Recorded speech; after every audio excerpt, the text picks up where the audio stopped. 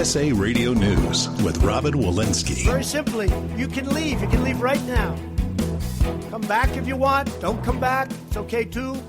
But if you're not happy, you can leave. President Trump answers reporters' questions at a Made in America event at the White House. The president tweeting over the weekend AOC and Congresswomen Ilhan Omar, Rashida Tlaib, and Ayanna Pressley should go back and help fix the totally broken and crime-infested places from which they came. But do you think the tweets were racist? Not at all. Now the four progressive lawmakers holding a news conference on Capitol Hill, AOC telling reporters, weak minds and leaders challenge loyalty to our country in order to avoid challenging and debating the policy. You're listening to USA Radio News. Taking a look now at your money, on Wall Street, the Dow gaining 27 points to close at 27,359. The Nasdaq up 14 points, and the S&P 500 up half a point. To the aftermath now of Barry. Much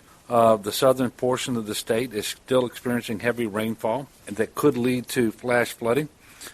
And we're at an elevated risk for tornadic activity. In Louisiana, Democratic Governor John Bel Edwards holding a news conference thanking President Trump for his help. Well, I thanked him for the help that he gave us in terms of the request that I made for a pre-landfall declaration of emergency. He signed off on that declaration within hours of receiving the request, so I thanked him for that. I thanked him for the folks from FEMA who were on the ground. We already had search and rescue teams from Texas. We had commodities flowing into Louisiana, and so we knew that the assistance that we would need for this storm was on the way, and that was very helpful. This is USA Radio News. While many Amazon customers enjoying deep discounts on Prime Day, some workers at the company staging a walkout.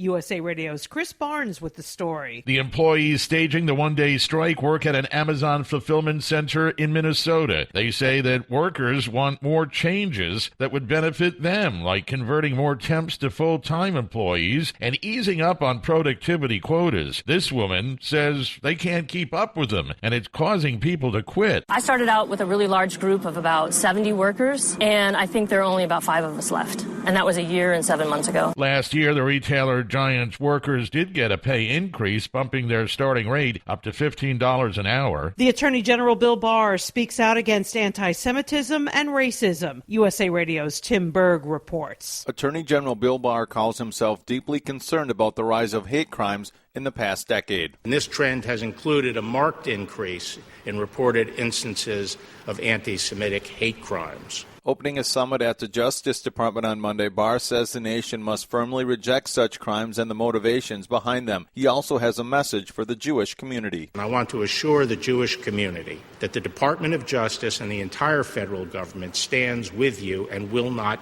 tolerate these attacks. Barr also calls anti-Semitic hate crimes a cancer. For USA Radio News, I'm Tim Berg. For USA Radio News, I'm Robin Walensky.